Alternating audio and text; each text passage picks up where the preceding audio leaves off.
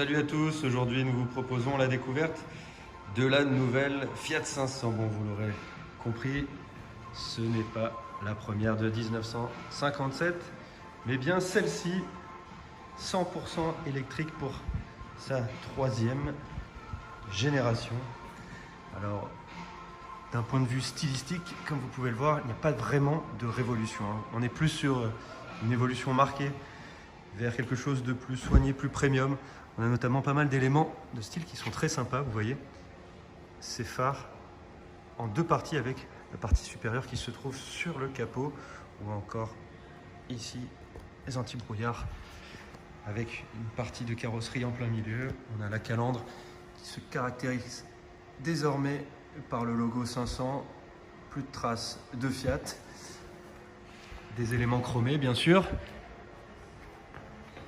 Vu que c'est une version électrique et il n'y a pas bien d'ouverture, on a simplement cet effet de style là avec le radiateur juste en dessous, des petites écopes encore, et puis voilà, du chrome pour souligner le côté un petit peu plus premium de la voiture, le cerclage tout autour, des jantes avec des roues plus grosses, ce qui devrait être pas mal pour la conduite et pour la stabilité aussi de la voiture qui lui faisait peut-être un petit peu défaut auparavant. Là on est avec une version cabriolet.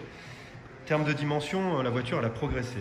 On peut le voir déjà du point de vue de la largeur, plus 6 cm.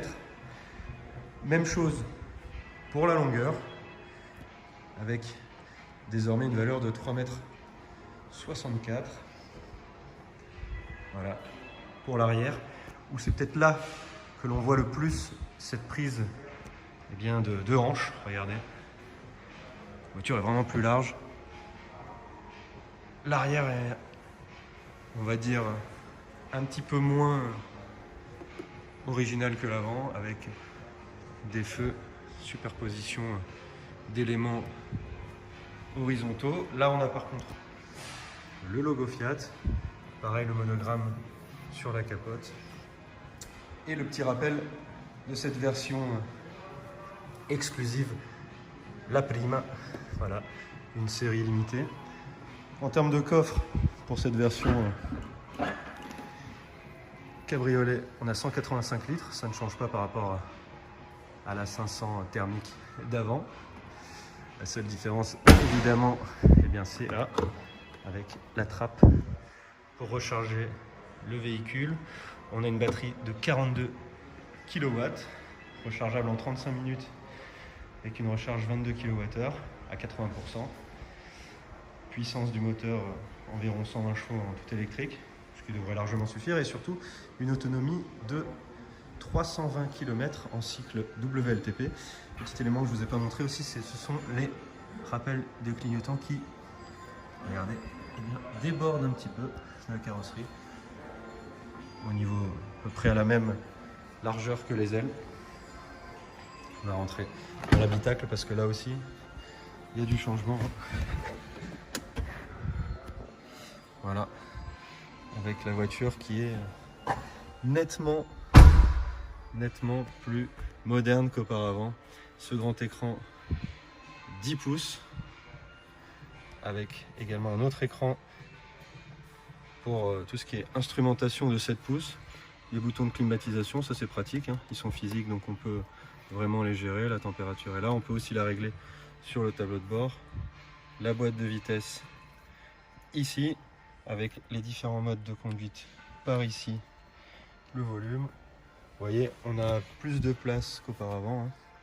À l'arrière, bon, c'est exigu, mais deux adultes devraient pouvoir trouver leurs aises assez facilement. Bon, on a quand même des plastiques durs un petit peu partout, c'est dommage, alors que la voiture se veut premium. Sinon, c'est plutôt soigné, avec une sellerie en cuir, là encore monogrammée Fiat. On a des matériaux assez intéressants, comme ce plastique un petit peu perlé, vous voyez, des plastiques avec aussi des éléments de style, de couleur.